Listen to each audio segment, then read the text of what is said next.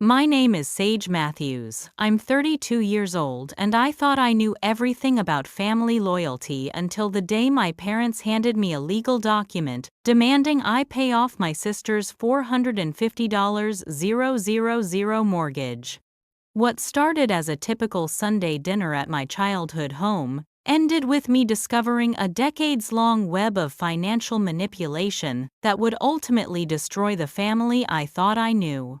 The lawsuit they filed against me was just the beginning of a revenge story that would expose every dark secret they'd been hiding and prove that blood isn't always thicker than water when money gets involved.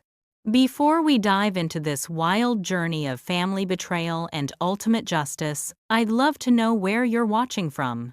Drop your location in the comments below, and don't forget to hit that like button if you're ready for a story that'll make you question everything you thought you knew about family dynamics. Make sure to subscribe, because trust me, this revenge tale has more twists than a soap opera, and you won't want to miss how karma finally catches up with the people who thought they could manipulate me forever. Growing up in suburban Denver, I always knew my younger sister Celestine was the favorite.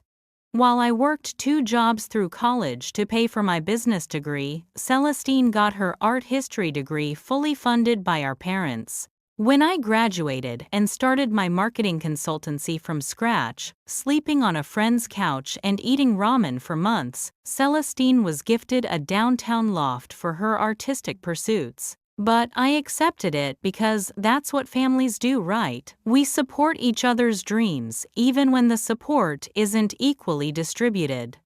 The pattern continued into our adult lives.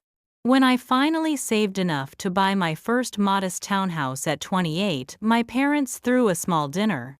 When Celestine decided she needed a bigger space for her pottery studio at 25, they helped her secure a $450,000 mortgage on a gorgeous Victorian home in the Arts District. I remember standing in her spacious kitchen admiring the exposed brick walls and thinking how lucky she was to have such supportive parents. What I didn't know was that I was actually looking at my own future financial prison. For 3 years, I built my business into a 6-figure success story. I paid off my student loans, maxed out my retirement contributions, and even started a small emergency fund. I was proud of my independence and financial responsibility. Meanwhile, Celestine's art career consisted mainly of Instagram posts and the occasional craft fair. Her mortgage payments were mysteriously always covered, and she lived a lifestyle that clearly exceeded her sporadic income from selling handmade ceramics.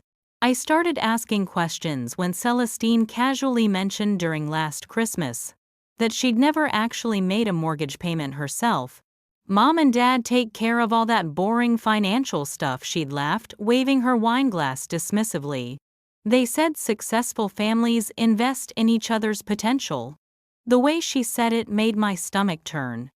There was something about her casual entitlement that felt wrong, like she was repeating words someone else had taught her to say.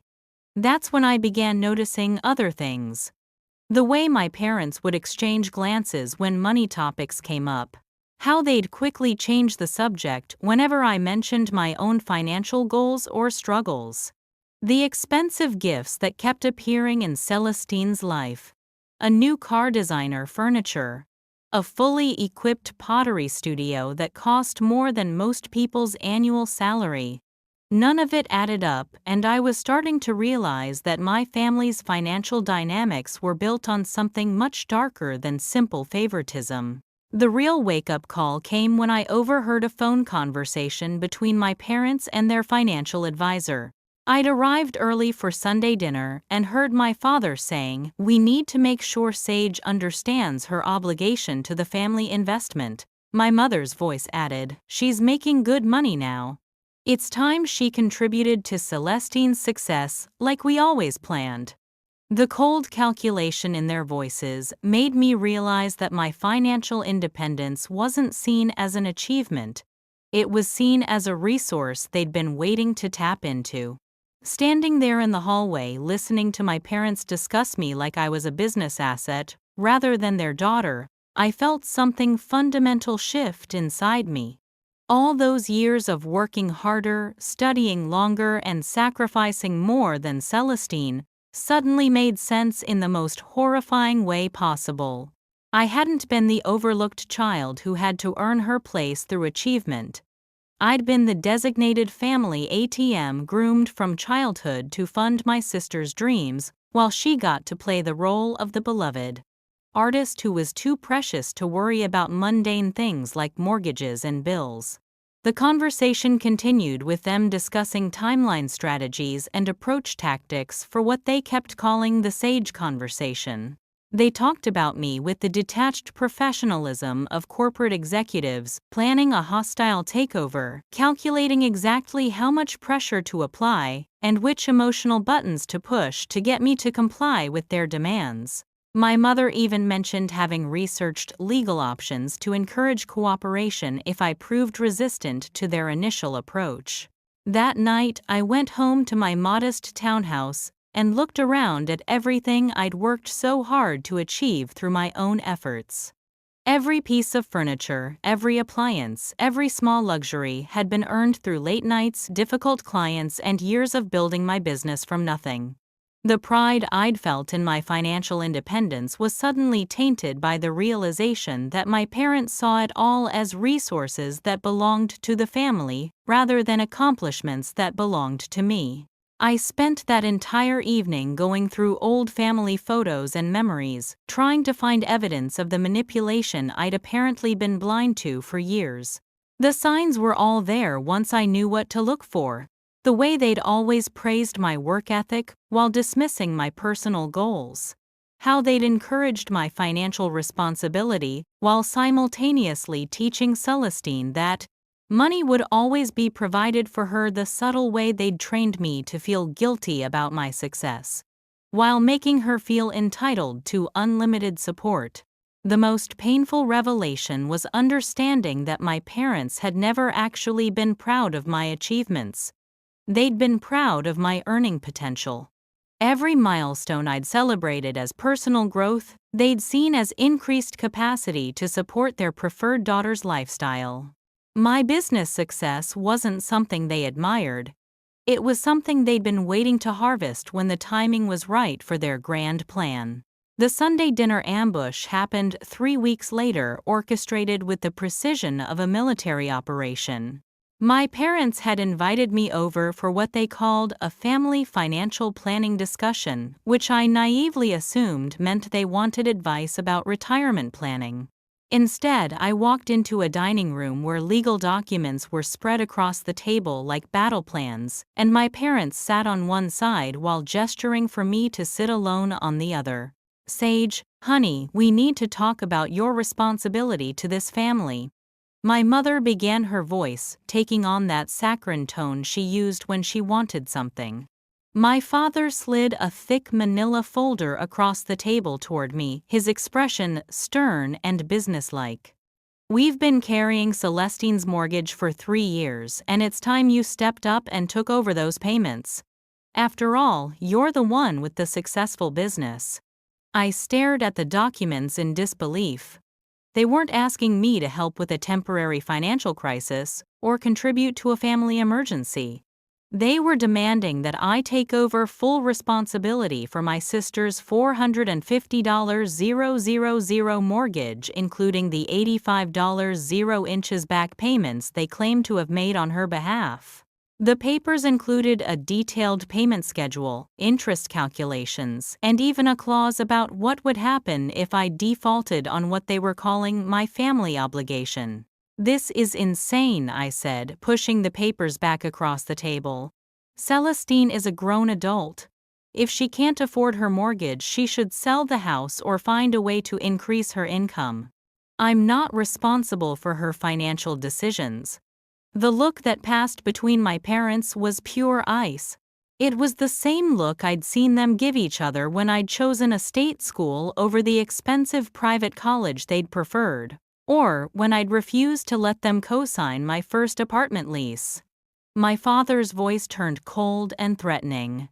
"This isn't a request, Sage. This is how families work. We invested in both of you girls and now it's time for you to invest back. Celestine's house is appreciating in value, so this is actually a smart financial move for you." When I pointed out that I hadn't asked them to invest in anything and had specifically chosen to be financially independent, my mother's mask finally slipped completely. "Don't be selfish," she snapped. "We've supported your sister's dreams because we believe in her potential. Now that you're finally making decent money, it's your turn to support the family. This isn't about what you want, it's about what you owe." The word owe hit me like a physical blow. I realized that in their minds, my success wasn't mine at all. It was a family asset that they felt entitled to control and redistribute as they saw fit. That's when Celestine walked in right on cue, carrying a bottle of wine and wearing a new designer dress that probably cost more than most people's monthly rent. She kissed our parents on the cheek and settled into her chair as if this was all perfectly normal. "Did you tell her about the payment schedule?" she asked casually, like we were discussing vacation plans instead of $500,000 in debt. The casual way she participated in this ambush made me realize that this whole thing had been planned long before I ever walked through the door. The worst part was how they'd choreographed the entire evening to maximize my discomfort and minimize my ability to think clearly. They'd scheduled the dinner for a Sunday when they knew I'd be tired from a busy work week. They'd arranged the seating so I was literally outnumbered and isolated. They'd even prepared emotional manipulation tactics, with my mother repeatedly mentioning how stressed they'd been about money and how much they'd sacrificed for both their daughters over the years. As I sat there looking at their expectant faces, I realized they genuinely believed I would simply agree to take on this massive financial burden because they'd presented it as a family obligation rather than the outrageous demand it actually was. They'd miscalculated so fundamentally about who I was as a person that it was almost insulting. Did they really think I'd worked this hard to build financial independence just to hand it over to subsidize my sister's refusal to support herself? The documents they'd prepared revealed just how long they'd been planning this manipulation. There were detailed financial projections showing how my business income could cover Celestine's mortgage payments, charts showing the tax advantages I could supposedly claim, and even suggested timelines for when I might want to move into a smaller home to reduce my own expenses.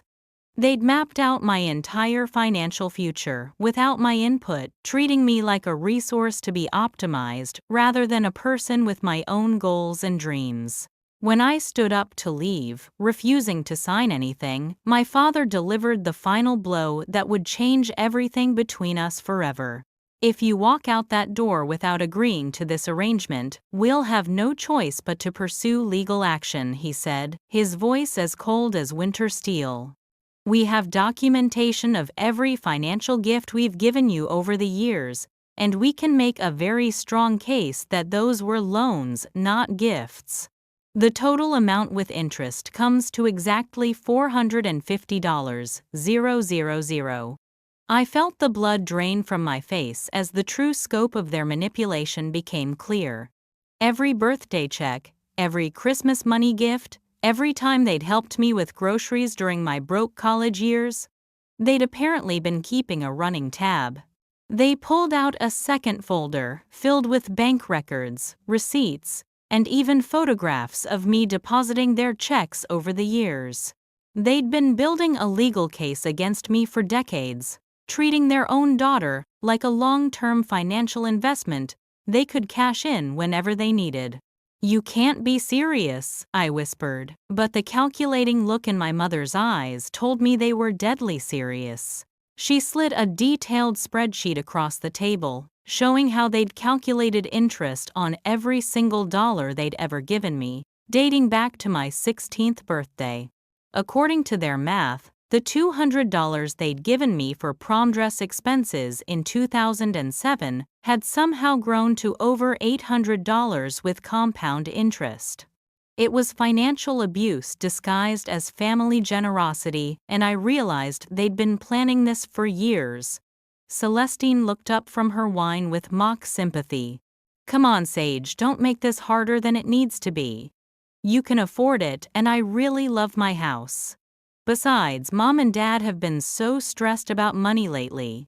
The casual way she dismissed my shock and anger made me understand that she wasn't just a beneficiary of this scheme. She was an active participant. She knew exactly what our parents were doing and had been perfectly willing to let me be financially destroyed for her benefit. The most chilling part was how prepared they were for every objection I raised. When I pointed out that gifts couldn't retroactively become loans, my father produced documentation showing that all their financial help had been given with verbal agreements about family support expectations. When I argued that no court would uphold such an arrangement, my mother calmly explained that they'd already consulted with a lawyer who specialized in family financial disputes. They'd been planning this ambush for months, maybe years. As I sat there, surrounded by legal documents and family members who were treating me like a hostile takeover target rather than a daughter and sister, I realized that everything I thought I knew about my family was a lie. The love, support, and encouragement I thought I'd received growing up had actually been a long-term investment strategy designed to make me financially liable for my sister's lifestyle. They'd raised me to be successful not because they were proud of me, but because they needed me to generate enough income to fund Celestine's dreams. The legal documents they'd prepared were remarkably thorough, which told me they'd been working with their attorney for quite some time before this dinner ambush. There were precedent cases cited, legal theories outlined, and even a proposed settlement structure that would allow me to pay off Celestine's mortgage in installments if I couldn't manage the full amount immediately. They'd thought of everything except the possibility that I might actually fight back instead of caving to their demands. What struck me most was how they'd managed to frame financial extortion as family love. Every threat was couched in language about supporting each other and honoring family commitments. Every demand was presented as an opportunity for me to prove my loyalty and dedication to the people who had invested in my success. They'd weaponized family relationships so thoroughly that they seemed genuinely confused by my resistance to their plan. The timeline they'd established was particularly cruel. They wanted an answer within 1 week, giving me just enough time to panic, but not enough time to properly consult with professionals or develop a real strategy. They'd calculated that the pressure and isolation would force me to comply rather than risk losing my family entirely. They'd underestimated me so completely that it was almost laughable. But here's what they didn't know about me: I don't back down from bullies, even when those bullies are my own family. If they wanted to play legal games and use emotional manipulation to steal my hard-earned money, they were about to learn that too could play that game. I smiled sweetly, gathered up their legal documents, and told them I'd give them my answer in exactly 1 week. What they didn't realize was that they'd just declared war on someone who had spent years building a business from nothing, and I was about to show them exactly what kind of strategic thinking had made me successful in the first place. As I walked out of that house carrying their threats and ultimatums, I felt something I hadn't experienced since I was a child: absolute clarity about who my family really was and what they actually thought of me. The grief of losing the parents and sister I thought I had was overwhelming, but underneath that grief was a cold, determined anger that would fuel everything I did next. They'd spent decades conditioning me to prioritize their needs over my own well-being, but they'd forgotten to account for the strength and independence that their neglect had actually forced me to develop. If you're as shocked as I was by this level of family manipulation, you're definitely not alone.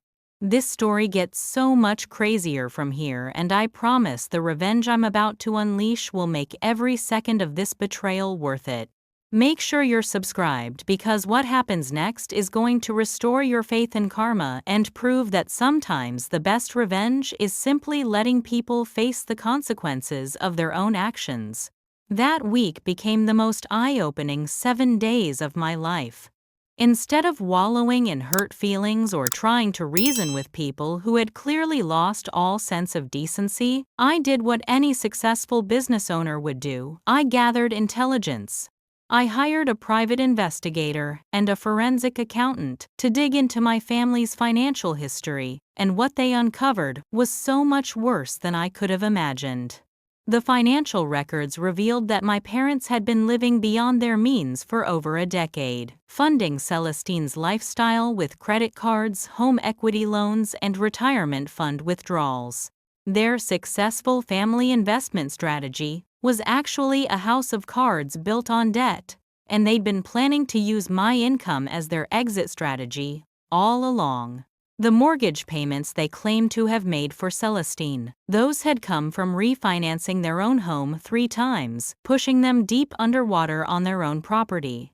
But the real revelation came when my investigator discovered that Celestine had been secretly married for 2 years to a trust fund kid named Harrison Blackwell III. Not only had she been lying about her relationship status, but she'd been hiding the fact that her husband's family was worth millions. The pottery studio my parents had bankrupted themselves to fund.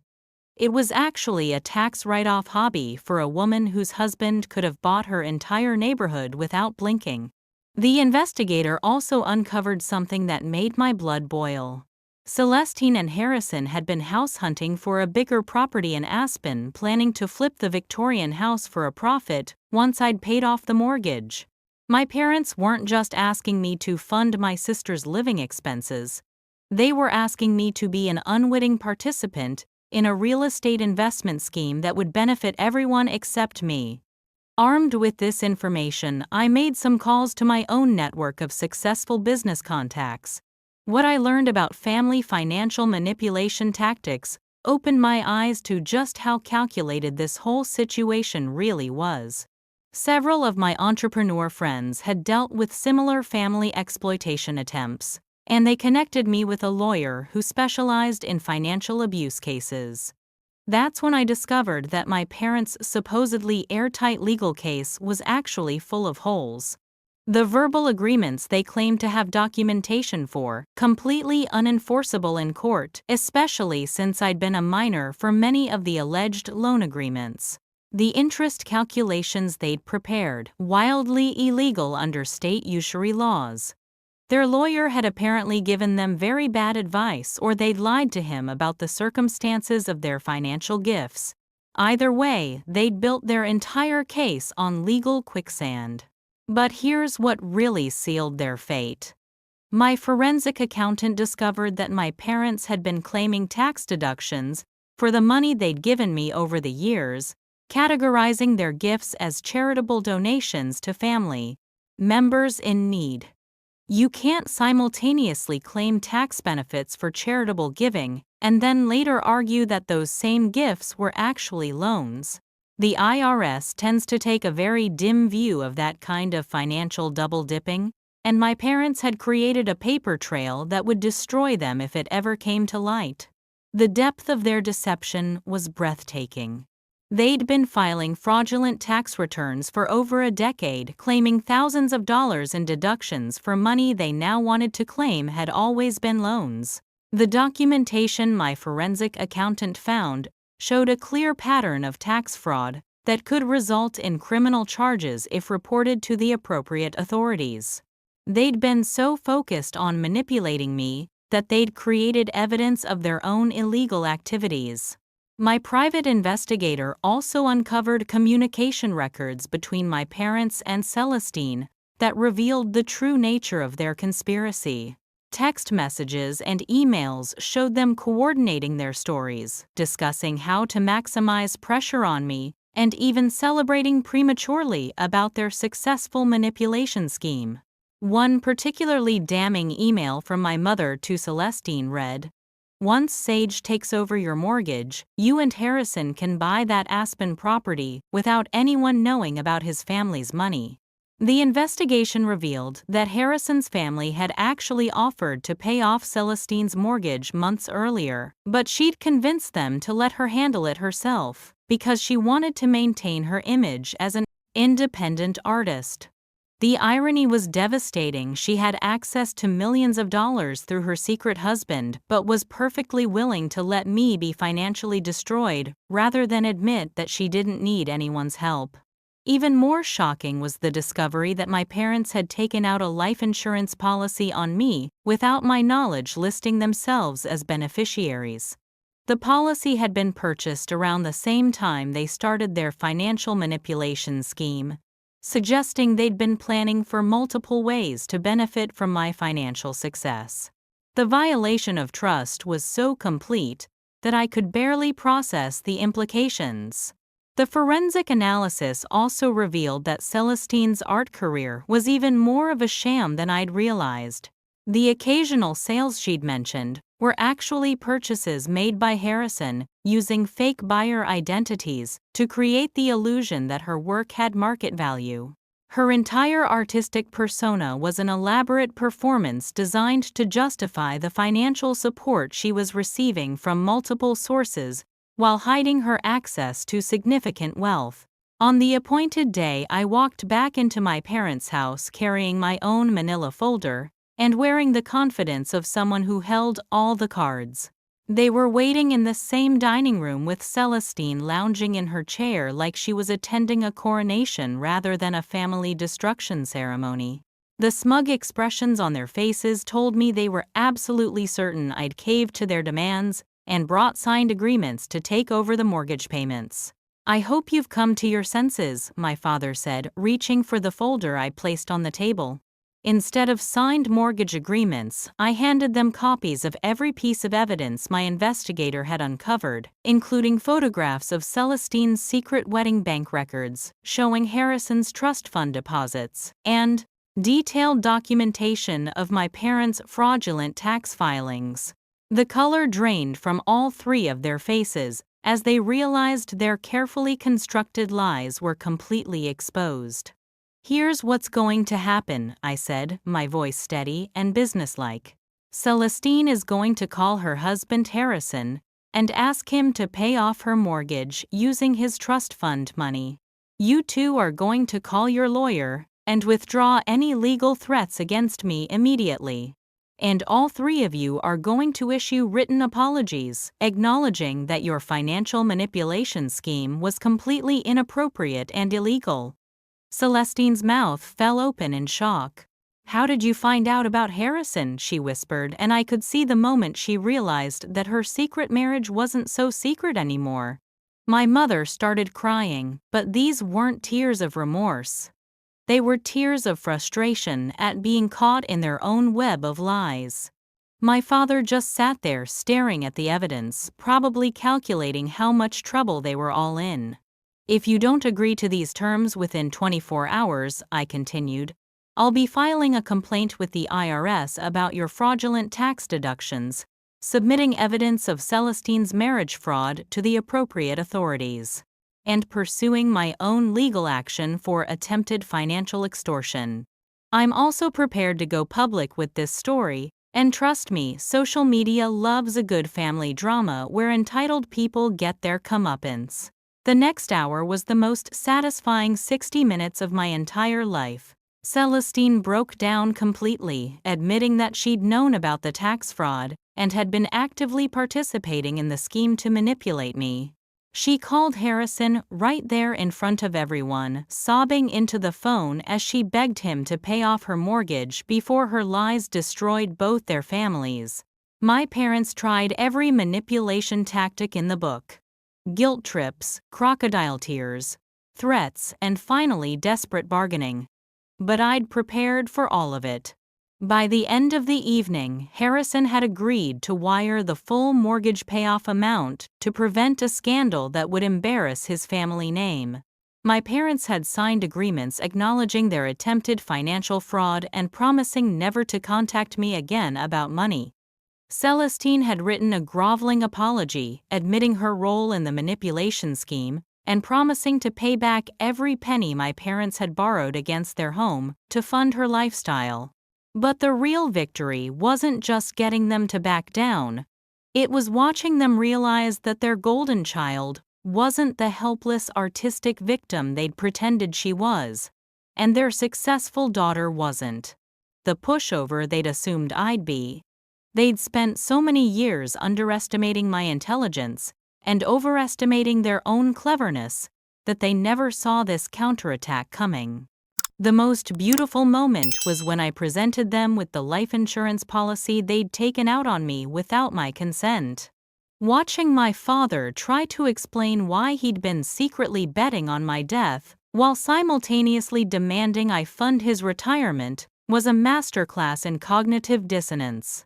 The moral bankruptcy of their actions was so complete that even they seemed shocked by what they'd been willing to do for money. Harrison's phone call was particularly satisfying to witness.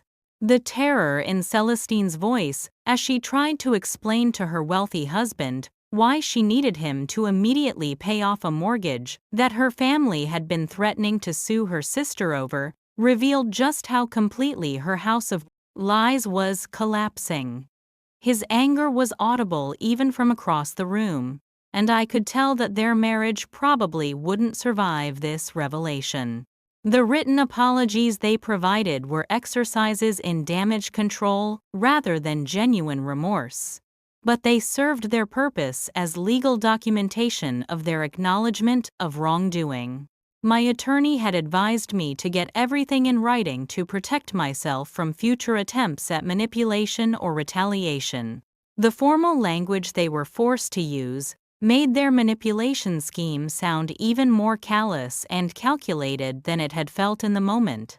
6 months later, the aftermath of that Sunday dinner confrontation had completely reshaped my family landscape in ways that proved karma is indeed a masterful architect of justice.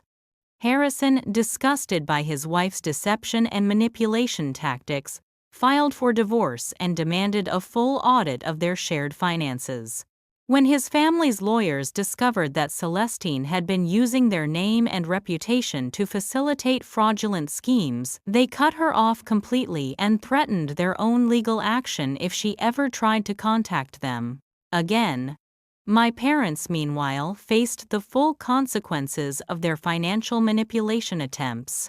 The IRS investigation I'd threatened became a reality when Harrison's family reported the tax fraud as part of their own damage control efforts. My parents ended up owing over $80, 0 inches back, taxes, penalties, and interest for their fraudulent charitable deduction claims.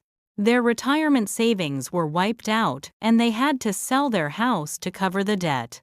The irony wasn't lost on me that they'd ended up losing everything they'd tried so hard to protect by attempting to steal from me. Celestine's carefully constructed lifestyle crumbled faster than a house of cards in a hurricane.